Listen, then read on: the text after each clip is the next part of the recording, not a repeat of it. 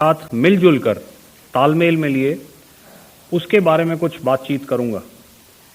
इस विषय में मैंने कल भी कुछ टिप्पणी करी थी, लेकिन आज मैं इस युद्ध के अहम एस्पेक्ट के बारे में आपको थोड़ा और पर्सपेक्टिव देना चाहता हूं।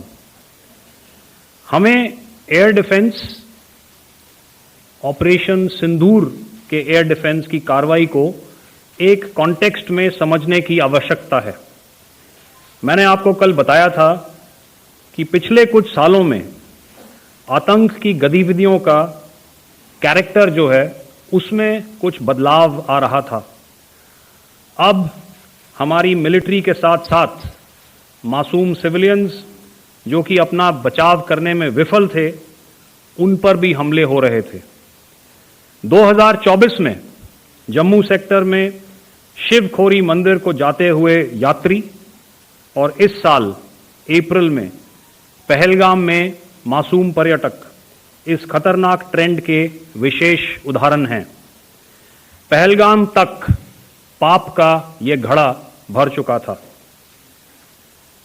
उसके बाद जो हुआ उसके बारे में हम कल विस्तार में बातचीत कर चुके हैं, क्योंकि आतंकियों पर हमारे सटीक हमले लाइन ऑफ कंट्रोल और इंटरनेशनल बाउंड्री को पार करे बिना किए गए थे। हमें पूरा अंदेशा था कि पाकिस्तान का वार भी बॉर्डर के उस पार से ही होगा। इसलिए हमने अपनी एयर डिफेंस की पूरी तैयारी पहले से ही कर ली थी। हमारी इन्वेंट्री में शामिल counter manned aerial systems, electronic warfare के साधन और एयर डिफेंस वेपन्स का इंडियन एयरफोर्स के इसी प्रकार के सिस्टम्स के साथ एक अनोखा मिश्रण किया गया। इसलिए आपने देखा कि जब जब पाकिस्तान एयरफोर्स ने हमारे एयरफील्ड्स और लॉजिस्टिक इंस्टॉलेशंस में 9 और 10 मई की रात को लगातार हमले किए, वो इस मजबूत एयर डिफेंस ग्रिड के सामने विफल हो गए। आपके सामने इस ग्रिड को एक तरीके से दर्शाया गया है।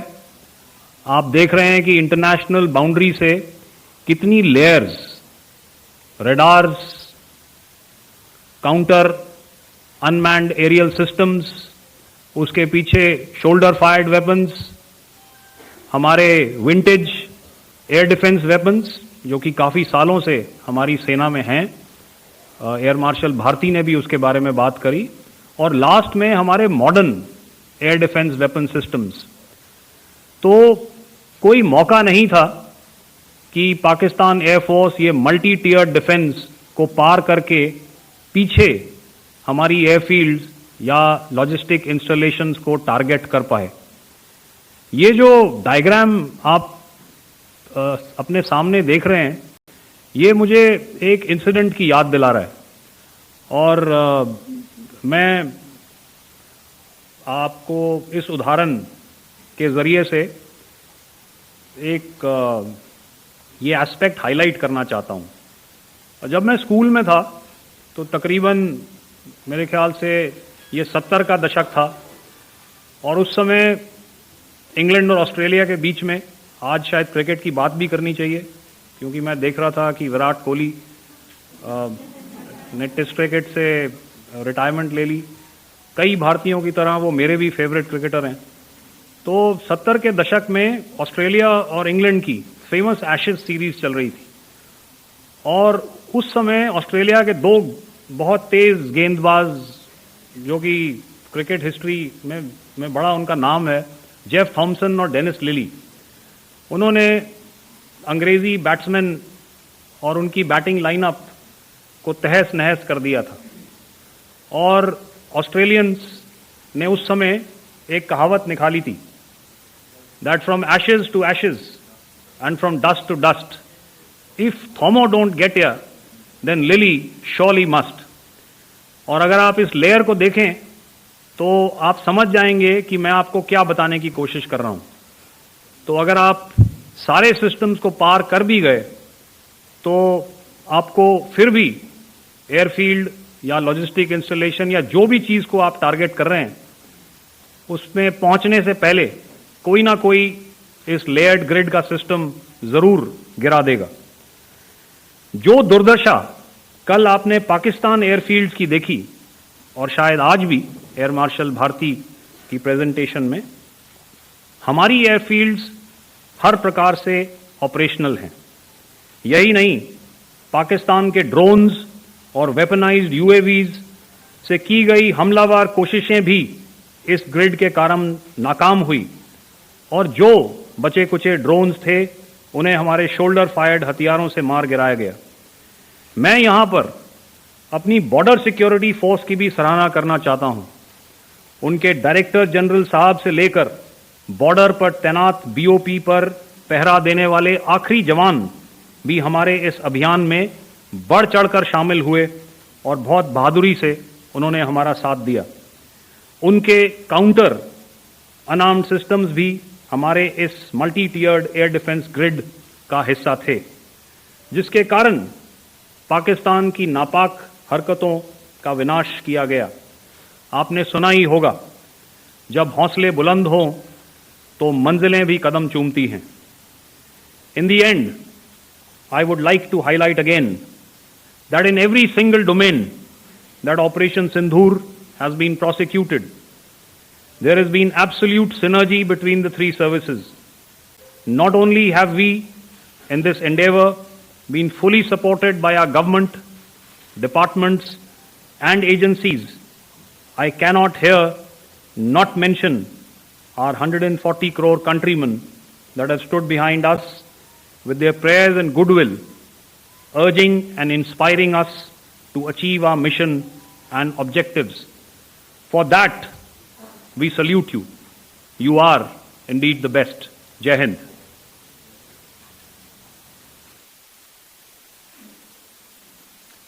Good afternoon, ladies and gentlemen.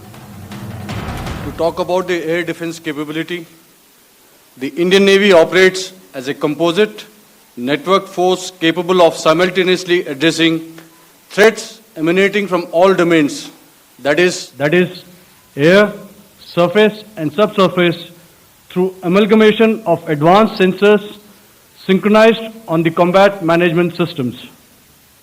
In effect, the maritime force is able to ensure persistent surveillance, detection and identification for a comprehensive maritime domain awareness, including the airspace.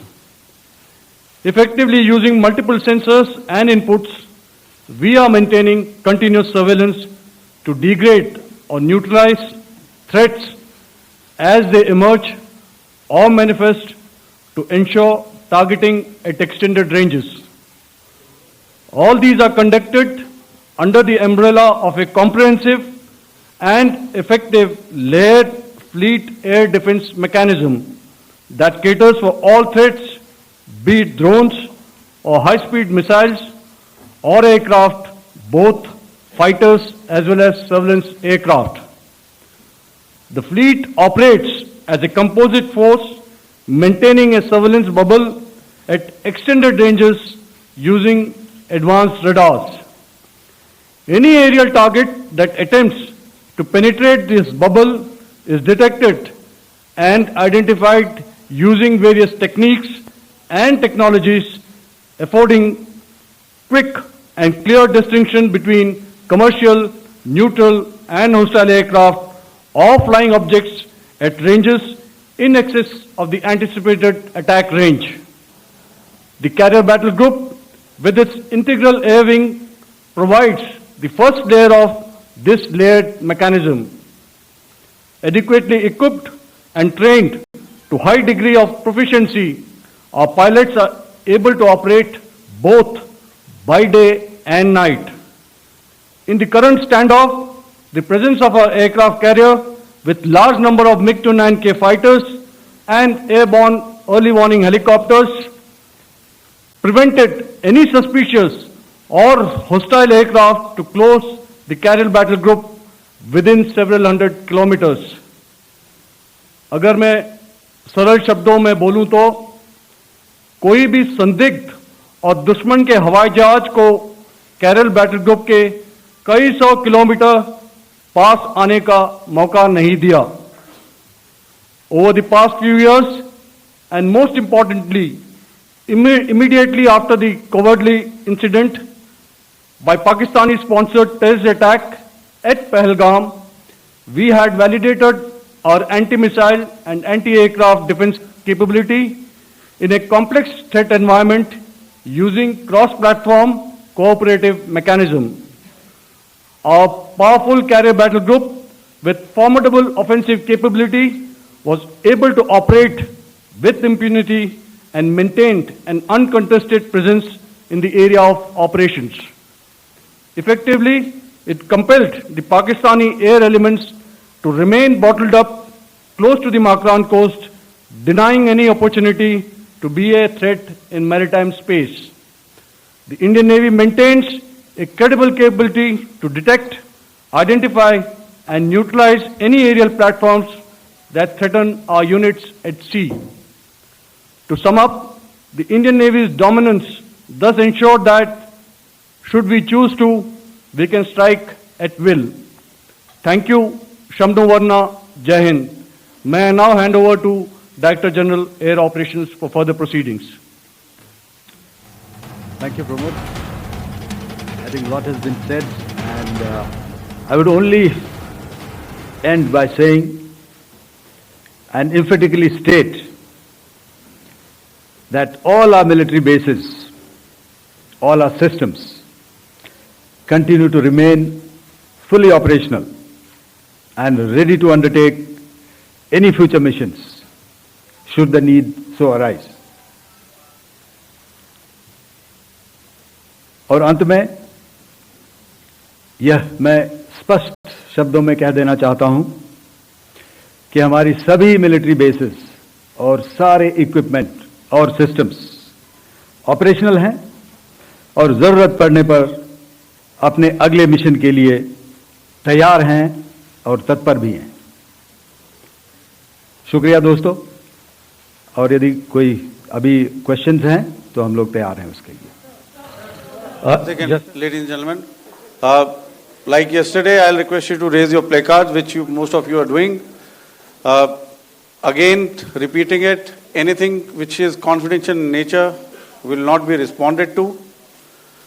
And as you are aware, the DGMOs, all three of them, have got an important assignment after this, which you are also are very well aware of.